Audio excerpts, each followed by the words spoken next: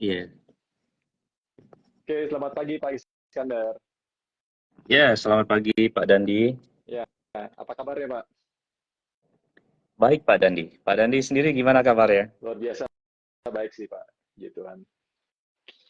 Ya Pak, kita pagi ini mau sharing-sharing Pak. Kita relax santai aja, mengalir aja gitu ya. Hmm. Jadi kan kita mendengar nih Pak Iskandar kan ada anak spesial gitu ya Iya, ya, di betul keluarga Pak Pak Dandi. ya gitu. Mungkin bisa diceritakan Pak. Mungkin dari Pak Buya Iskandar dulu backgroundnya gimana gitu. Apa aja. Nah, habis itu baru ini ya ceritakan kronologisnya gimana tuh Pak yang sedang dihadapi. Iya, baik Pak. Ya, Makasih banyak Pak Dandi. Eh, Pak Dandi dan kawan-kawan semua yang telah berhadir di live streaming ini. Terima kasih banyak ya sudah berhadir di sini dan makasih Pak Dandi sudah berikan sama-sama Pak. kesempatan ya buat kami untuk sharing tentang personal journey ya, tentang perjalanan hidup bersama anak kami Bilal. Oke, baik silakan Pak. Iya, jadi ini Pak Dandi di sharing session ini kami akan sharing ya tentang 3 hal ya, kami bagi dari 3 hal yang akan kami sharing. Yang pertama, awal mula dari Bilal terdeteksi sebagai anak berspektrum autism. Kemudian juga kami akan sharing tentang 5 cara efektif yang kami lakukan dalam menangani Bilal.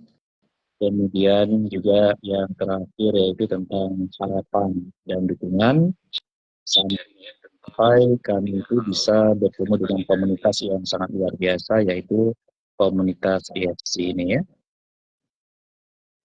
Jadi Pak Dandi, kami dulu di tahun 2010 itu kebetulan saya dan istri itu kuliah di Canberra ya, di Australia di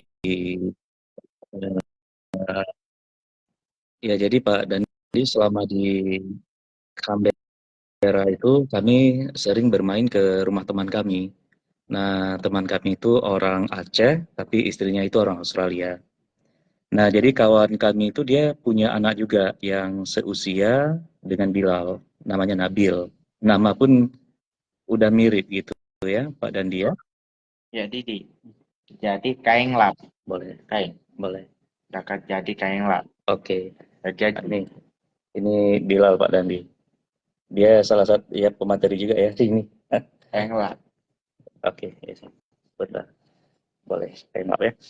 Jadi Pak Dandi, jadi kawan kami itu uh, melihat ada sesuatu yang berbeda gitu, yang terjadi bersama Bilal ya. Nah, misalnya Bilal pada saat itu dia kan suka berputar-putar ya, Pak Dandi ya.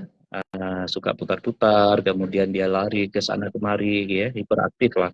Uh, Kemudian juga dia nggak ada kata-kata, jadi hanya action aja gitu.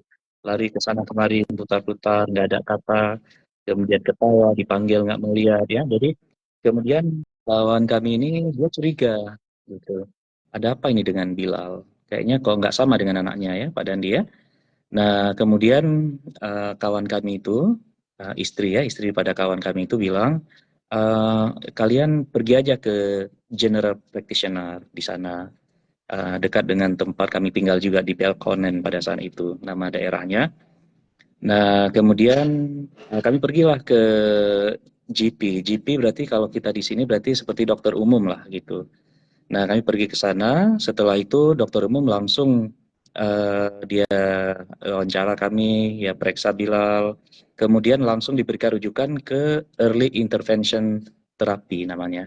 Ya, jadi itu tempat memang terapi anak-anak autis. Jadi begitu sampai ke sana, kami diperkenalkanlah dengan salah satu terapis di sana, Pak Dandi. Kemudian kami langsung dapat fasilitas di hari itu juga.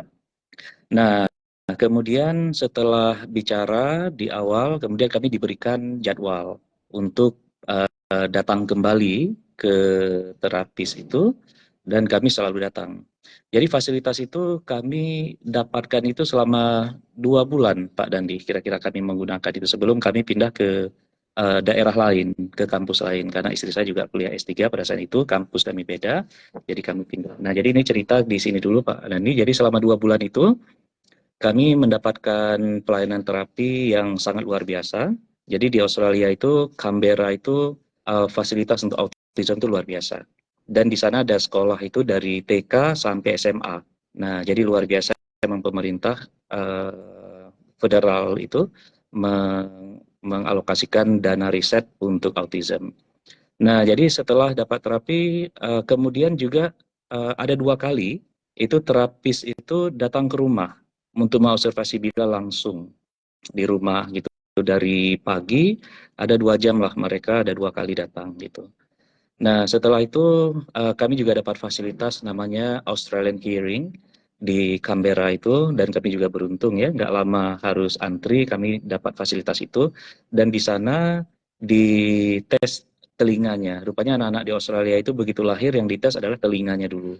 Nah, jadi diasumsikan di awal dia tidak mau dengar, tidak mau lihat di saat dipanggil, mungkin ada masalah pada telinga. Nah, ternyata setelah dites dengan berbagai frekuensi dari yang agak terdengar sampai yang halus sekali, justru yang halus sekali itu yang dia cari. Ya, jadi artinya apa? Berarti dia tidak ada masalah dengan suara. Artinya dia suara frekuensi yang paling halus pun dia akan cari. Kenapa? Rupanya itu yang buat dia menarik. Nah, artinya kemudian dokter itu bilang berarti nggak ada masalah Australian Hearing. Jadi kami disuruh pulang berarti nggak ada masalah. Nah, kemudian yang ketiga kami juga dapat fasilitas untuk ketemu dengan dokter anak pediatrician di sana. Nah, kami sempat berdiskusi lah. Nah, tetapi tidak ada satupun di antara mereka itu yang bisa memastikan bahwa anak saya ini autis atau bukan. Alasannya karena dia belum genap 3 tahun. Nah, jadi kalau 2 tahun, 2 tahun setengah atau di bawah 2 tahun itu tidak bisa mengklaim bahwa anak ini seperti autis. Nah, walaupun di proses terapi itu kami kan selalu diberikan buklet oleh terapisnya, dan seluruh kriteria daripada anak autis itu kami lihat ada di anak kami. Nah, tapi saya tanya lagi ke terapisnya, Bu, ini apa anak saya ini ya spektrum ya? Oke, saya nggak bisa jawab. Yang bisa jawab itu adalah dokter anak yang bisa klaim, tapi tunggu 3 tahun. Kalau 2 tahun setengah seperti sekarang nggak akan ada orang yang berani klaim. Tapi kalau Anda mau baca-baca, silahkan baca. Ya, dia dengan penuh rasa kasihan lihat kami sebenarnya. Kita bisa lihat mata mereka ya. Mata mereka memang tulus sekali ketika bantu-bantu orang kita, walaupun kita bukan orang Australia. Nah, jadi Pak Dandi, saya itu sempat dokumentasikan itu Pak Dandi. Jadi di usia 2 tahun setengah itu pernah saya dokumentasikan sehari bersama Bilal. Itu saya dokumentasikan dan saya sesuaikan dengan ciri-ciri yang ada di buklet itu. Nah, itulah sebagai dokumentasi hidup dia di saat 2 tahun setengah. Nah, nanti suatu masa nanti ketika kita buat acara lagi, Pak Dandi, bisa kita putar video ini ya, untuk kita bisa tahu. Nah, jadi Pak Dandi, setelah itu kami mau tidak mau kita harus terima kenyataan ya, Pak Dandi ya. Memang anak kita punya ASD ini, di keluarga saya dan keluarga istri tidak ada riwayat itu masalahnya. Ya, jadi harus kami terima kenyataan walaupun di awal ya berat juga ya, karena kita nggak tahu apa yang harus kita lakukan untuk anak seperti ini. Penanganannya kita nggak tahu. Nah, kemudian lama-lama kami udah rasa acceptance-nya juga udah tinggi ya Pak Dandi ya. Nah, kemudian kami merasa lega walaupun anak kami pada saat itu kami udah yakin ini pasti ini ASD, hal yang cukup baru. Di Australia sendiri pun yang negara yang cukup maju juga ASD, Autism Spectrum Disorder ini juga masih hal yang baru. Di Indonesia dulu di Canberra teman saya juga kuliah S3 tapi dia bahkan baru dengar itu ketika dia ambil S3 baru tahu dia tentang autism. Artinya memang ilmu baru. Kodon lagi di Aceh Pak Dandi ya. Kita di Aceh ini ada kebiasaan anak-anak bisa cepat geraknya tapi lambat bicara. Itu asumsi kita orang Aceh. Jadi makanya di awal kami pikir ya hal-hal biasa. Bilal sangat cepat bisa jalan, bahkan di usia dia masih kecil sekali, mungkin 1,5 tahun itu dia sudah bisa naik tangga di rumah neneknya. Jadi makanya dia lambat bicara, itu asumsi orang aktif. Nah ternyata bukan seperti itu dari segi medis. Nah walaupun demikian kami merasa lega juga Pak Dandi dan Ibu pemirsa lainnya, bahwa apa yang kami pikirkan yang lalu, yang kami resahkan, bingung, khawatir itu sudah terjawab. Nah anak kami seperti ini.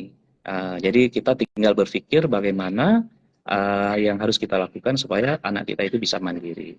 Nah jadi motif yang menariknya adalah para terapis ini Pak Dandi. Jadi para terapis ini dia selalu memberi semangat.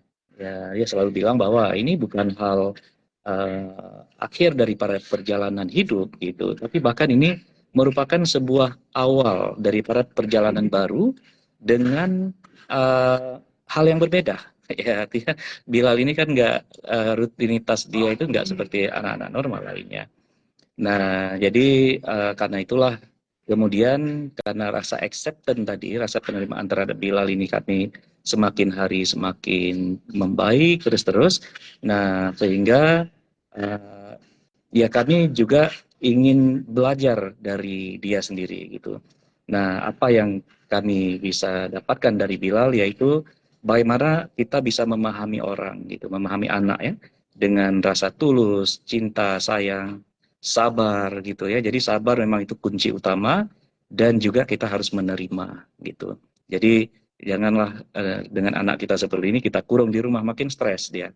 Karena dia sebenarnya anak seperti ini dia tahu semuanya. Dia punya perasaan, hanya saja dia tidak bisa mengungkapkan. Jadi sangat sedih seandainya ada orang tua di kampung atau di kota yang dia tutup-tutupi ke anak ini, ditaruh di rumah ya. Jadi itu akan semakin stres. Orang tuanya stres, anaknya juga apalagi gitu ya. Sangat stres sekali. Nah, jadi Pak Dandi, dari pengalaman itulah kemudian kami terus belajar Pak Dandi ya. Saya baca kajian literatur, saya lihat di YouTube, saya nonton video. Saya teringat sekali itu waktu saya di Canberra itu sering saya nonton film India satu, film Barat satu. Film Barat itu namanya itu Mercury Rising judulnya. Itu diperan oleh Bruce Willis. Jadi film action. Jadi ketika saya lihat banyak sekali kriteria-kriteria yang ada pada Bilal dari si Simon itu. Pemerannya Simon hebat sekali anak itu, dia perannya betul-betul seperti anak autis. Dia nggak mau kalau ada orang lain mendekat gitu ya selain orang tuanya.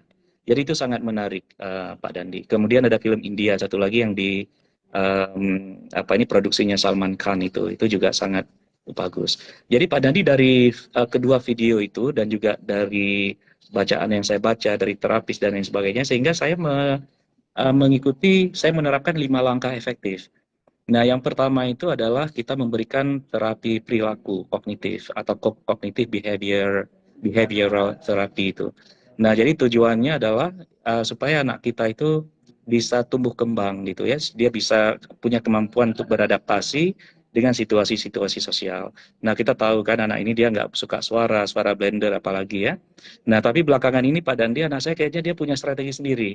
Kemanapun dia pergi dia pakai headset. Mungkin itu dia udah lebih mengerti sekarang, udah lebih bisa mengendalikan diri, dia pakai headset aja. Nah, jadi headset dia dengar apa yang dia suka aja. Yang dia suka juga kadang-kadang nggak masuk di akal kita, hanya dengan iklan itu aja. Kemudian ada orang gendut, dia suka gendut karena badannya gendut. Nah, jadi dia suka orang gendut, ada lucu, nggak tahu kita lucunya di mana, itu ketawa dia luar biasa dan dia putar-putar itu aja. Tapi dia buat happy. Nah, kemudian yang kedua Pak Dandi, kita juga menerapkan terapi wicara dan okupasi gitu. Nah, kita tahu kan bahwa terapi ini bisa membantu kemampuan komunikasi kita, baik verbal maupun non-verbal. Nah, jadi udah 2 terapi itu kita lakukan dan kebetulan di Aceh ada guru yang memang dia spesialis untuk ini, Pak Dandi. Nah, kemudian yang ketiga Pak Dandi, kita juga beri obat-obatan. Nah, karena badan Bilal sekarang udah besar, udah 15 tahun, udah dewasa, kami itu sering berkonsultasi dengan dokter jiwa. Nah, dokter Rio nama beliau. Beliau juga di sini kayaknya satu-satunya di Aceh yang dokter jiwa, tapi dia spesialisnya di autism. Nah, sehingga saya sering berkomunikasi dengan beliau.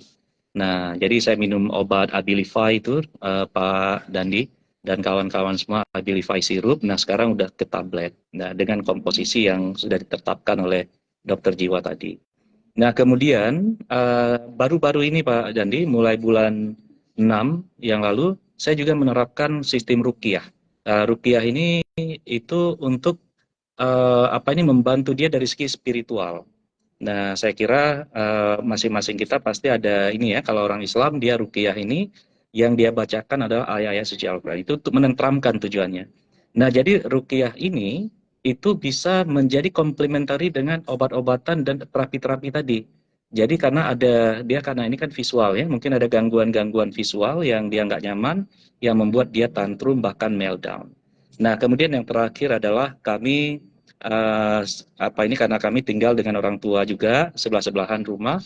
Nah, kemudian tetangga-tetangga juga udah seperti saudara di Banda Aceh ini. Jadi kami memberikan dukungan dengan betul-betul menjaga Bilal bersama-sama. Jadi tetangga-tetangga sini juga kita udah kasih tahu gimana anak kami ini. Nah, sehingga ketika dia teriak misalnya atau gimana itu mereka udah nggak jadi hal baru lagi Pak Dandi. Nah, jadi ini Pak Dandi itu cerita dia di masa kecil dan langkah-langkah yang kami lakukan ya. Tapi ada satu Pak Dandi yang luar biasa Pak Dandi. Dan ini yang saya rasakan udah 2 bulan ini ya. Happy sekali saya dalam 2 bulan ini. Jadi pas satu hari itu pernah itu Bilal itu meltdown yang nggak pernah kami bayangkan sebelumnya. Nah, jadi kalau dulu tantrumnya masih oke, kami bisa handle. Tetapi di usia dia 15 tahun, di bulan 5, bulan Mei kemarin tuh di akhir bulan, dia tantrumnya itu bukan tantrum, itu sudah meltdown. Jadi dia nggak sanggup kontrol dirinya sendiri lagi. Nah, mungkin karena itu pengaruh daripada masa pubertasnya Pak Dandi ya. Nah, jadi di situ dia udah seperti memang karena sakit sekali perutnya, dia selalu bilang sakit perut. Nah, cuma dia untuk bisa meluapkan amarahnya itu, khususnya ke saya, karena dianggap saya ini ada lawannya gitu. Jadi dia selalu mencoba untuk mengucapkan kata-kata yang dia nggak senang, kata bandel misalnya dia nggak suka tuh. Nah, jadi dia datangin saya di muka saya, dia ucapin kata itu supaya saya ucapin, mancing emosi saya. Ketika saya ucapin, disitulah dia meluapkan seluruh amarahnya ke saya. Ada beberapa kata-kata lain yang dia nggak senang. Nah, jadi pada saat itu kami bukan hanya pada masa kelelahan, kewalahan, nggak, tapi kami pada masa trauma, boleh dibilang ya. Saya nggak pernah merasa trauma seperti itu.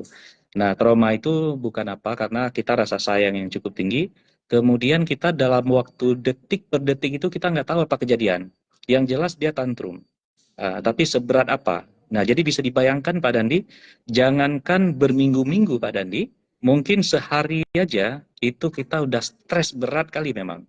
Istri saya apalagi, istri saya kan badannya nggak besar, jadi kalau ditarik sama Bilal itu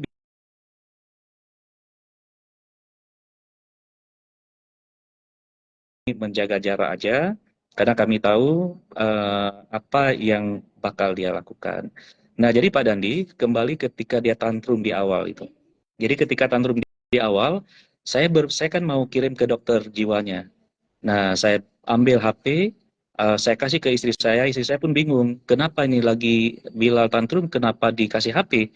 Saya bilang ini rekam gitu. Istri saya masih bingung dia apa disuruh rekam yang kejadian ini. Saya mau kirim ke dokter jiwanya Bilal, karena ini pasti dokter jiwanya nggak akan tahu seperti ini. Yang dia tahu hanya guling-guling aja. Habis itu direkam lah. Begitu rekam, saya upload ke TikTok Pak Dandi. Nah, tujuannya apa? Supaya saya mudah share link, nggak habis data orang juga untuk download macam-macam. Nah, ternyata dalam 5 menit itu rupanya FYP ya, sehingga ribuan penonton, bahkan sampai sekarang 1,6 juta. Jadi betul-betul viral videonya itu, tanpa editan mungkin ya, karena ya, jadi itu ketika saya bawa ke rumah sakit jiwa pun yang lalu, itu satpamnya langsung bilang, oh ini yang saya lihat kemarin. Ini yang saya lihat, oh ini orangnya ya, ya. Nah, di rumah sakit jiwa kami dapat pelayanan juga, dapat suntikan dia untuk dia tenang, sempat nginap juga Pak Dandi, nggak pernah saya bayangkan saya bisa tidur di rumah sakit jiwa selama 2 malam di situ ya. Nah, tapi udah dapat pengalaman baru lah. Nah, jadi karena viralnya video itu Pak Dandi, nah saya kemudian berkomunikasi lah, ya terhubunglah dengan Pak Zulfikar namanya. Pak Zulfikar ini dosen arsitek di Unsia dan juga beliau meneliti bagian interior design untuk autism. Nah, jadi beliau sampaikan, wah ini harus cepat Pak ditangani Bilal ya. Nah, beliau bilang beliau ada teman namanya Bu Pipit. Bu Pipit ini ada anak autis juga namanya Vino, dan sekarang sudah berhasil, dia udah seperti normal, dan saya udah ketemu langsung juga dengan Vino. Nah, kemudian saya bilang, oke Pak Zul, bisa nggak saya ketemu dengan Bu Pipit? Ya kan, saya mau tahu kira-kira makanan apa tuh, makanan Jepang itu yang diberikan, saya mau tahu komposisinya, gimana cara minum, kemudian berapa lama kira-kira efektifnya.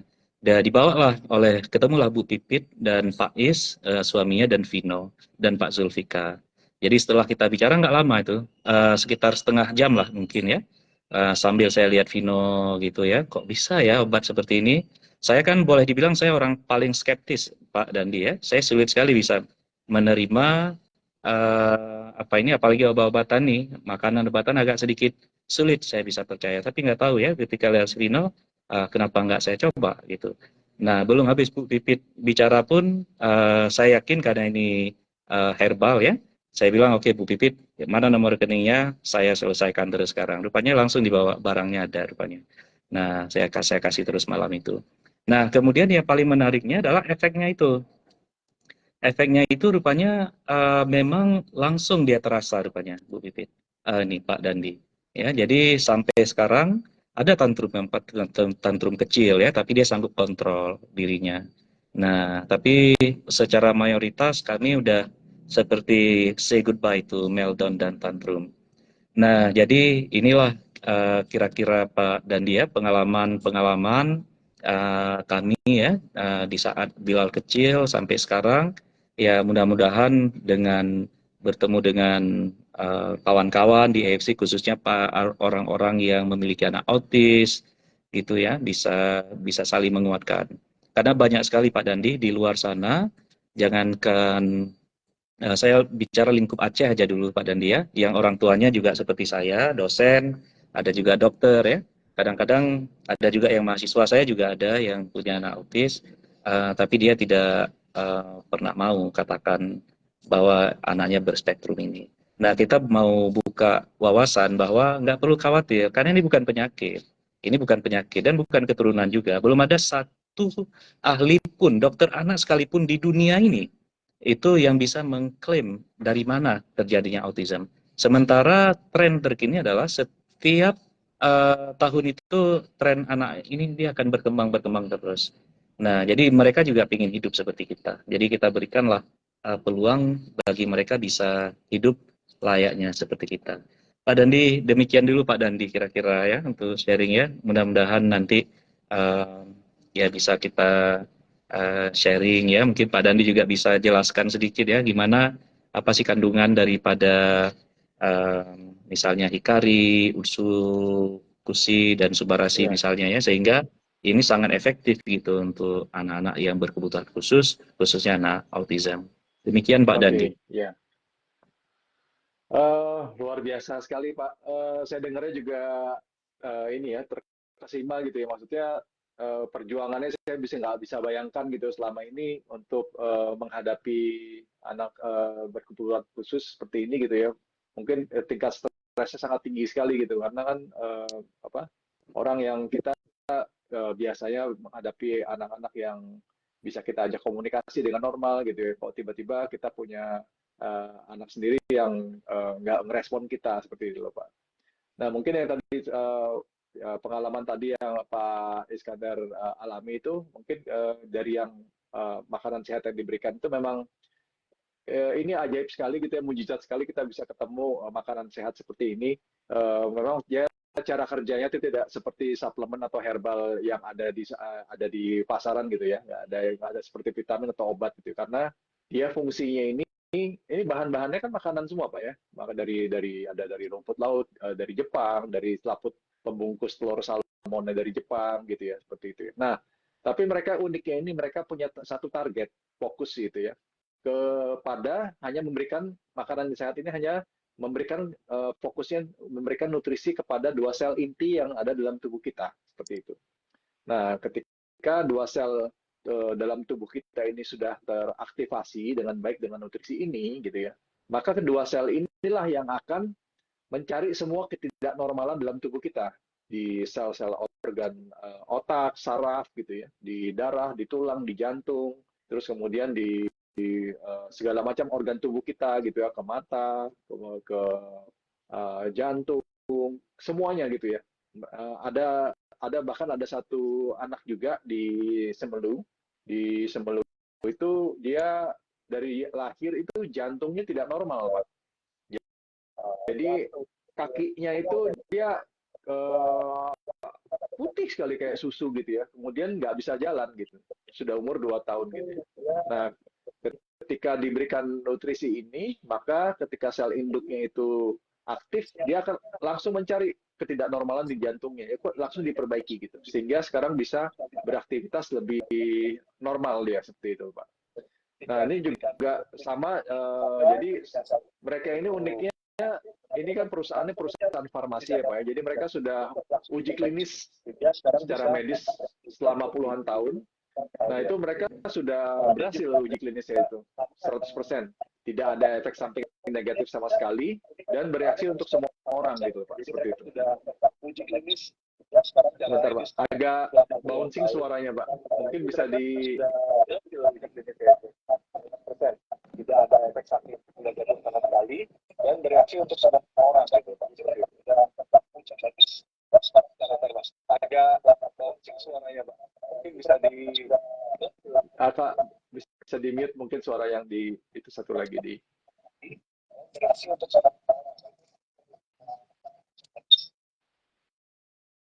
Oke. Nah, jadi jadi yang dialami oleh Ananda Bilal ini kan berarti dia terjadi proses perbaikan di sel-sel saraf otaknya, di yang mempengaruhi semua ininya, perilakunya akhirnya gitu loh. Nah, memang ajaib sekali gitu ya, bukan hanya di banyak sekali anak-anak yang berkebutuhan khusus juga di tempat-tempat lain, daerah-daerah lain juga yang sangat terbantu dengan sangat signifikan sekali.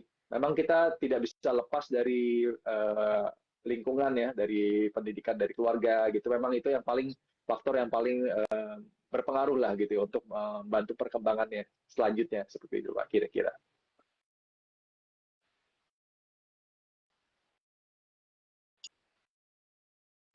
Suara saya jelas ya Pak ya?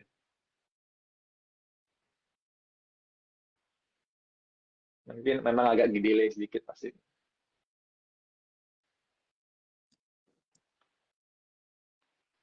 Wah, luar biasa ya Pak Dandi ya. Rupanya memang kandungannya ini memang sangat sesuai ya Pak ya, dengan Betul.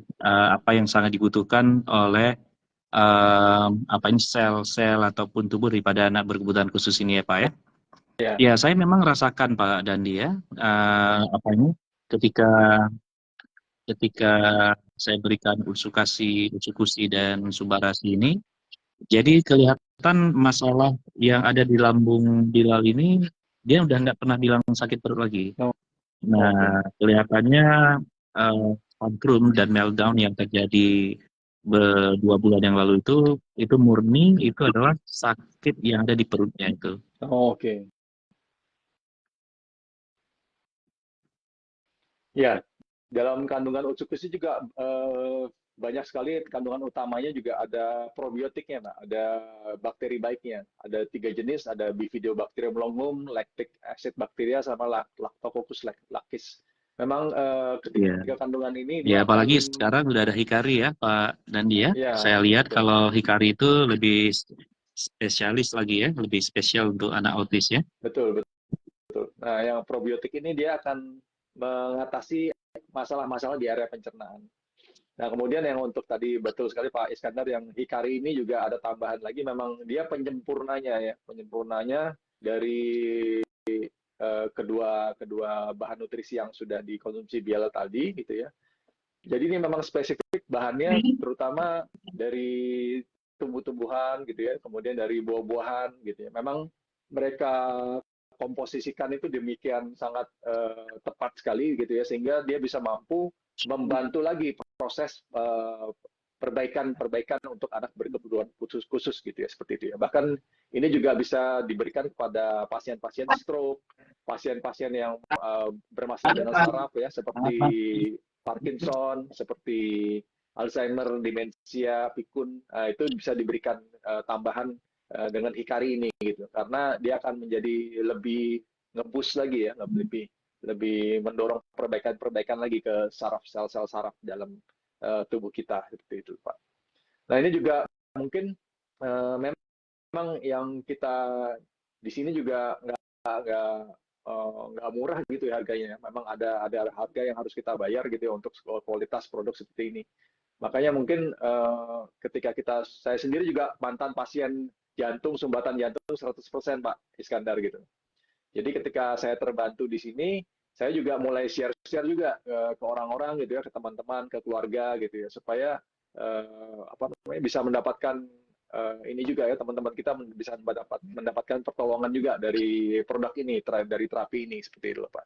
Nanti juga kita kemudian ini juga luar biasa sekali company-nya, perusahaannya ini mereka juga memberikan ini ya, memberikan insentif juga gitu ya, kompensasi juga, memberikan cashback juga gitu. Kalau misalnya kita ada teman-teman kita yang bisa membeli produk ini lewat kita seperti itu ya. Jadi kita paling tidak di pembelian berikutnya gitu ya, kita bisa dapatkan cashback gitu ya, supaya nggak bisa memperingan biayanya untuk ini ya, membeli gitu seperti itu.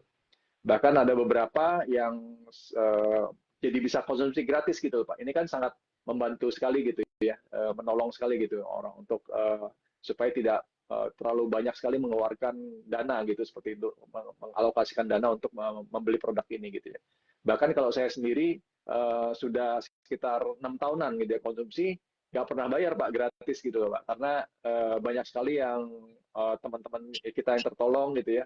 Akhirnya mereka juga rekomendasikan ke keluarga-keluarga, bahkan ada yang ke rumah sakit gitu ya, ke tenaga medis. Akhirnya banyak sekali pemakaian yang didapatkan oleh teman-teman kita itu seperti itu. Jadi perputaran ini juga produknya karena memang mereka sudah mempunyai paten-paten fungsi medisnya oleh hasil uji klinis yang mereka lakukan selama puluhan tahun ini dan sudah berhasil. Makanya banyak sekali tenaga medis saat ini, sekitar 40 ribuan dokter gitu ya, tenaga medis yang udah gunakan terapi ini, produk ini untuk pasien-pasien mereka yang sudah tidak tertolong dengan tindakan medis lainnya gitu ya. Tapi memang uniknya di sini kita posisikan sebagai pendamping sebenarnya Pak, pendamping obat. Jadi kita bukannya menggantikan obat yang ada, jadi obat-obatan dokter juga misalnya yang memang masih harus dikonsumsi, tetap dikonsumsi nggak masalah gitu ya. Tapi kita dampingi pakai ini supaya bisa ada perbaikan dari dalam gitu ya. Karena banyak kan obat-obatan yang diberikan itu yang mengandung kimia itu biasanya memang untuk menekan gejala-gejala gitu ya, seperti nyerinya, sakitnya gitu ya, sesak napasnya atau kejangnya atau itu, tapi tidak pernah bisa memperbaiki kerusakan bagian organ dalamnya gitu ya, hanya untuk meredahkan aja gitu ya. Nanti bisa kambuh lagi dan lama-lama dosisnya bisa dinaikkan gitu ya, sehingga akhirnya bisa merusak, efek sampingnya bisa merusak organ-organ tubuh dan yang lainnya gitu. Sedangkan kita di sini bisa sangat terbantu sekali karena apa? Karena organ tubuh yang rusak itulah yang dibetulkan oleh sel kita sendiri, yang diberikan nutrisi yang tepat oleh dari produk AFC Life Science ini seperti itu Pak. Mungkin sekarang kalau misalnya kondisi Bilal itu sekarang sudah bisa diajak interaksi gitu, lebih lancar Pak interaksinya.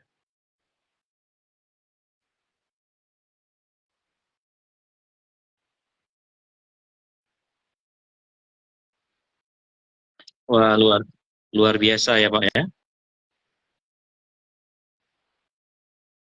Mungkin agak Oh, gila. sudah. Ini, coba saya panggil. Bilal. Oh, dia pakai headset, Pak. Dia pakai headset. Ini saya kasih nampak ke Pak Dandi ini. Bilal, ya, sini. Ini Bilal, Pak. Halo.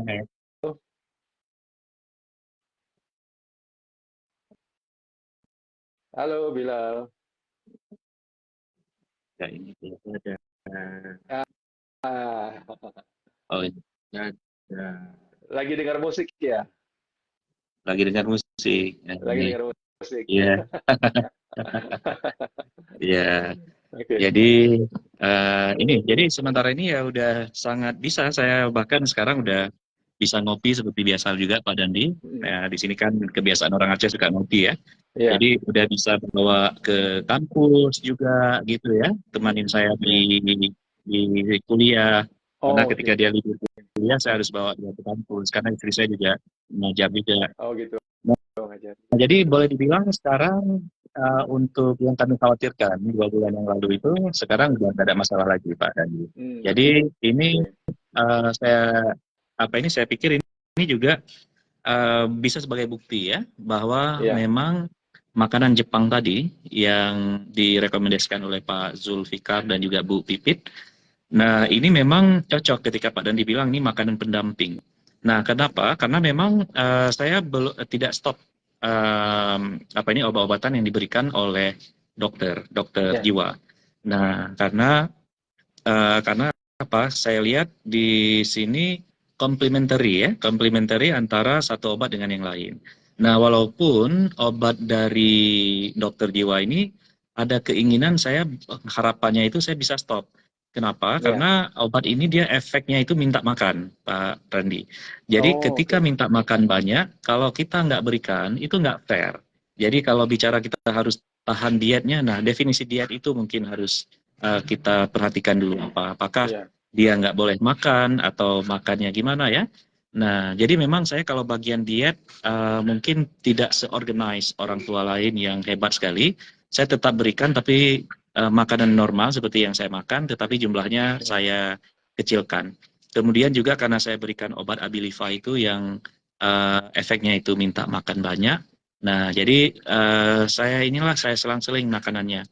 Nah, jadi seperti itu Pak Dandi ya.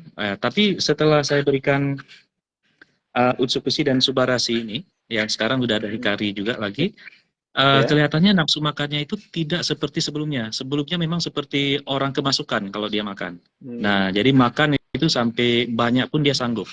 Makanan kita juga dia mau ambil, apapun dia makan. Sayur, ikan, nasi, apalagi semuanya dia makan. Udah makan nasi, makan mie lagi.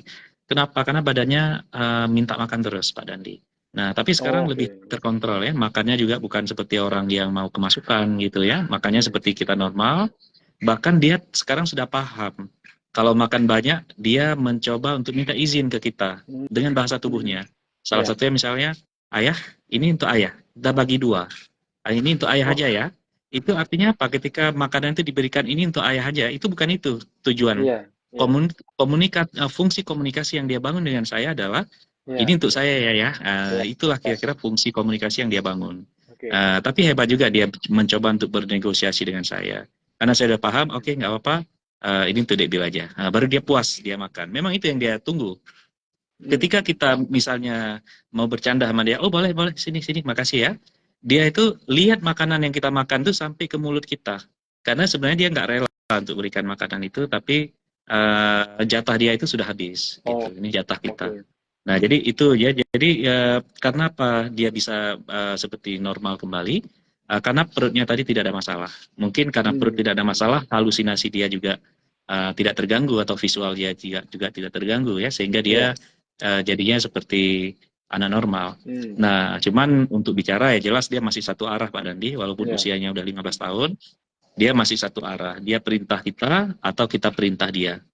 Kalau bicara seperti ini, seperti saya dengan Pak Dandi gini, ini sahut menyaut gitu ya, saling bertukar pikiran seperti ini, dia belum bisa. Nah, iya Pak. Jadi seperti itu kondisinya sekarang. Makanya mudah-mudahan dengan acara-acara seperti ini bisa tersampaikan kepada khususnya orang tua yang anak autis ini, paling tidak adalah gambaran dan paling tidak dia tidak sendiri gitu. Masih banyak di luar sana orang yang parah-parah. Salah satunya adalah anak saya. Anak saya juga kalau saya lihat anak autis lain kok seperti enak aja bawanya ya, bawa naik mobil oke. Naik kendaraan 2 oke, naik beca semuanya oke. Tapi anak saya kan nggak seperti itu. Nah, ya tapi sementara kita mencoba untuk buat dia mandiri ya, apa yang mungkin kita lakukan? Yang penting ada perencanaan, memang untuk membuat dia itu bisa mandiri gitu. Kekhawatiran orang tua saya kira sama. Saya lihat di YouTube Pak Dandi untuk channel-channel tentang autism awareness gitu, yang ada di Amerika, di Cina atau di mana-mana. Semua orang tua selalu memikirkan bagaimana anak saya ketika saya meninggal nanti. Jadi itu selalu di situ dia akan stop bicara dengan penuh dengan emosional itu di mana-mana Pak Dandi. Saya lihat ya, termasuk kita juga gitu ya, termasuk kita juga. Karena kan dia itu hanya bisa berteman itu dengan orang tuanya. gitu Oke, ya. oke. Oh, katakanlah dia punya saudara ini itu, saya kira tidak mudah juga karena kita itu bisa diterima. Nah, tapi untuk mengantisipasi itu supaya kita juga tidak stres dengan pikiran-pikiran itu, maka kita perlu mencari pendekatan-pendekatan lain. Salah satunya adalah pendekatan-pendekatan spiritual. Hmm, Artinya ya memang itu wajar sebagai manusia, tapi kan ya, itu di luar daripada kuasa kita gitu. ya. Ya, apa yang terjadi sekarang kan semua sudah terkendali semua ya. Hmm, Ada pengendalinya semuanya. Nah, tapi sebagai manusia biasa ya kita punya pikiran seperti itu. Dan hmm, menariknya itulah Pak Dandi, seluruh dunia sama pemikiran orang tuanya. Nah, makanya oleh karena itulah semua apa ini kebanyakan orang tua dia terus berusaha untuk buat dia mandiri, minimal sekali itu adalah dia bisa hidup normal aja.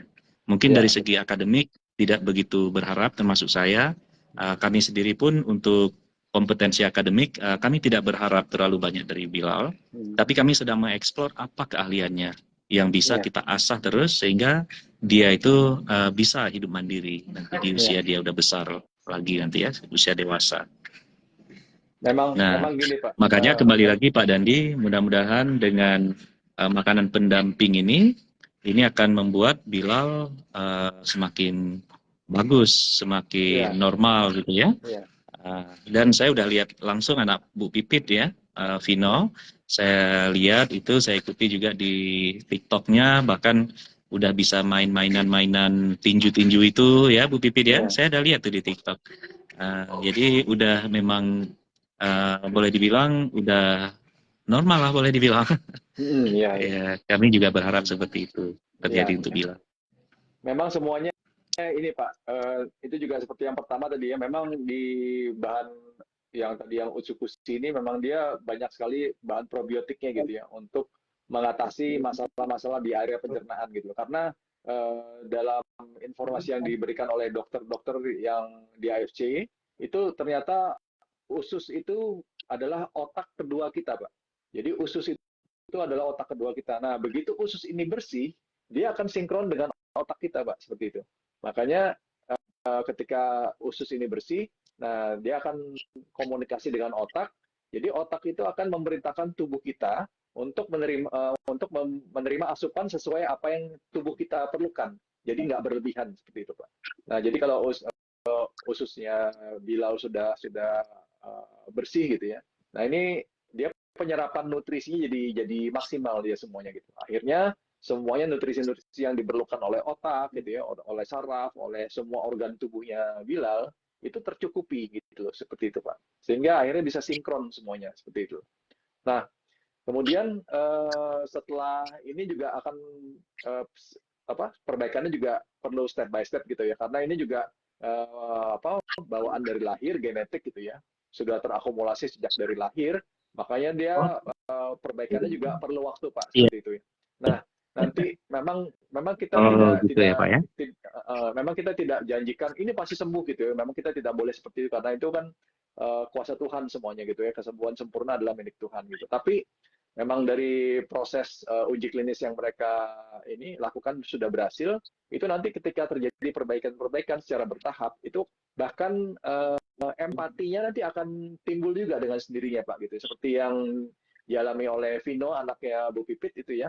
Empatinya sudah mulai ada Betul. gitu ya. Jadi setiap nanti Bu Pipit lagi di luar di mana gitu ya, sering sekali ditelepon ditanyakan kabarnya, sudah makan atau belum gitu ya, lagi di mana gitu. Jadi nanti pelan-pelan nanti akan terjadi perbaikan-perbaikan yang signifikan Pak, seperti itu Pak gitu. Jadi nggak hanya kita memang harapkan ya bisa kayak Vino gitu ya, yang memang sudah seperti anak pada umumnya gitu yang normal seperti itu ya. Nah, tapi memang semua butuh proses, tapi memang yang sudah terjadi ini memang luar biasa sekali Pak. Saya juga turut bahagia dengan apa yang dialami oleh Bilal dengan keluarga Pak Iskandar gitu ya. Nah, ini semoga bisa menjadi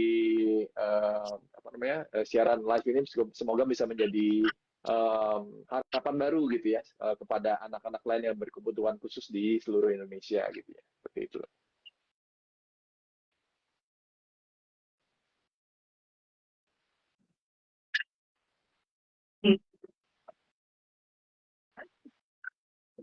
Ya, amin Pak Dandi. Pak Dandi, ini ada saran dari di komen tadi Pak Zul ya. Pak Ya. Zul bilang kasih nampak juga nih karya-karya Bilal. Oh iya, iya. Eh, Ya. jadi ini masih, nah jadi ini Pak Dandi, ini Ya. adalah yang Bilal lakukan.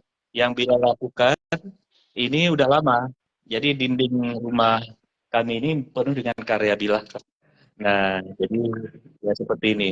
Nah, kalau menurut Pak Iya. Zulfikar adalah kan ahli interior design ya. Beliau bilang kalau memang itu susunannya Bilal, berarti Bilal punya jiwa seni sebenarnya yang Oh, perlu oke. dieksplor katanya ya. Nah, kalau saya Oke. kan nggak ngerti bagian warna ya, Pak Dandi ya. Nah, Pak Zulfikar tahu bagian warna, jadi beliau bilang kalau susunan seperti ini, berarti ada sesuatu yang ada sense seni menurut Pak Iya. Zulfikar di situ.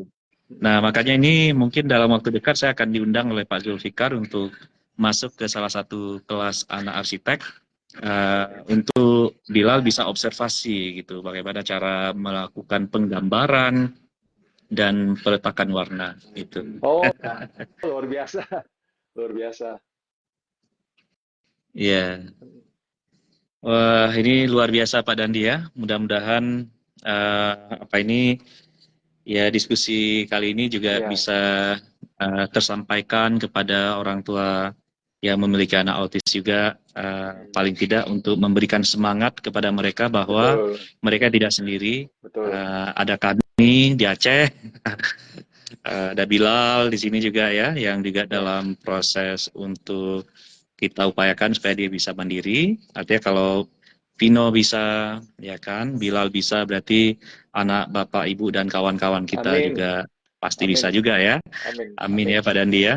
Saya doakan Ya, terus dan juga, juga Pak. anak kita juga tidak perlu disimpan-simpan karena nggak ada yang Iya.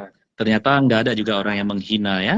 Nah, Iya. kalau saya melihat alasan-alasan banyak orang termasuk saya sendiri juga berpikir dulu pasti kita malu karena anak kita nggak normal seperti ini. Ternyata Hmm. setelah kita perkenalkan, kita jaga dia dengan bagus, orang lain juga ternyata sangat respect kepada kita. Iya. Nah, saya bisa melihat bagaimana respect orang itu di TikTok Bilal yang viral. Itu saya kira kalau sementara ini Pak Dandi, kita berdoa untuk diri sendiri. Paling orang tua berdoa kita, adik kita, kalaupun dia ingat ke kita. Tetapi dengan video itu, ada sekitar ribuan orang itu mendoakan untuk orang tuanya Pak Dandi.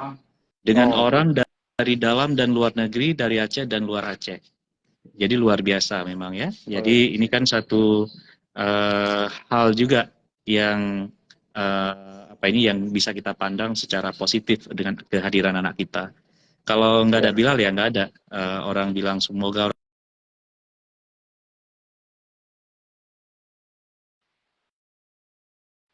kira. Dan dengan seperti itu pun ya kita bisa lebih banyak menyelamatkan anak-anak autis Betul. karena orang tua yang nggak sabar bisa jadi anak ini juga menjadi korban daripada orang tuanya. Karena dia Ya. mempertahankan malu, dia pukul anaknya. Nah, Hmm. tidak sedikit juga kejadian perceraian yang terjadi di keluarga itu karena mereka tidak bisa menerima. Jadi sense of acceptance-nya itu tidak ada. Nah, jadi kita Hmm. ingin mengencourage semua orang tua untuk bisa menerima Ya. amanah ini gitu. Ini kan amanah ya yang harus kita jaga ya.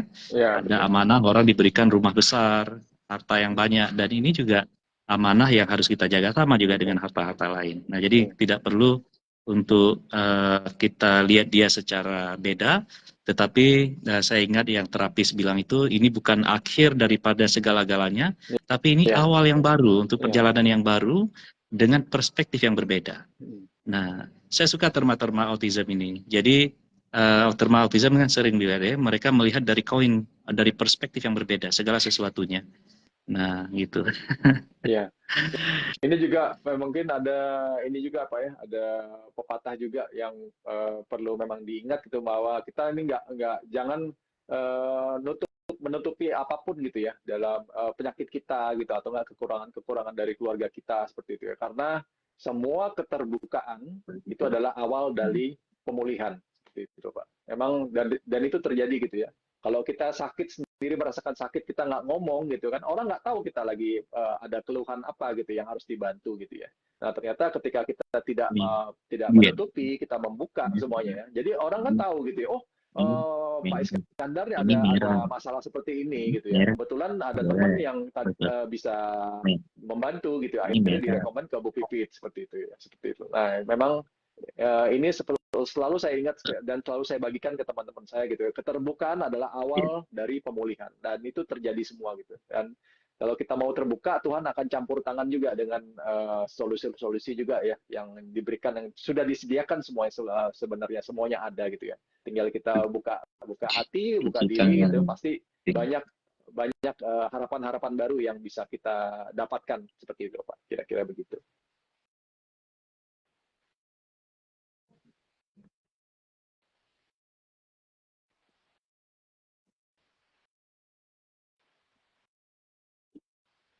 Iya, betul Pak Dandi. Wah, terima kasih banyak Pak Dandi. Ini semakin memotivasi kami ya, khususnya orang-orang tua yang Sama-sama Pak. punya anak spesial ini. Ya, sama-sama Pak. Oke, mungkin kita akhiri Pak. Nanti kita share lagi videonya nanti saya edit dulu supaya bagian-bagian delay-nya nggak terlalu lama gitu ya. Oke, Dan terima Bilar, kasih juga sehat sudah selalu. memperkenalkan Ursukusi, Subarasi, dan Hikari ya. Terima kasih sama-sama Pak. Ya, oke. Iya, baik Pak Dandi. Thank you so much Ya, ya. I'll see you again somewhere ya. ya Online for sama-sama sure. Pak. Karena You're jauh Pak Dandi ya. welcome. Kalau You're ke very Aceh kan nanti welcome. bisa kita ketemu Siap, dengan komunitas EFC yang ada di Banda Aceh. siap, siap, siap. Oke, baik Pak. Kita Bilang akhiri lu. dulu. Dadah dulu. Ya, Dadah Pak Dandi. dah, ya, Dadah Pak Dandi. ya. Ya. Oke, sampai Oke. ketemu. See you again Pak Dandi Ya, ya. see you Selamat again siang Pak. Pak. Selamat siang. Ya, Ya. Assalamualaikum Bapak Ibu semua ya yang sudah berhadir ya. Terima kasih banyak ya. terima kasih semuanya.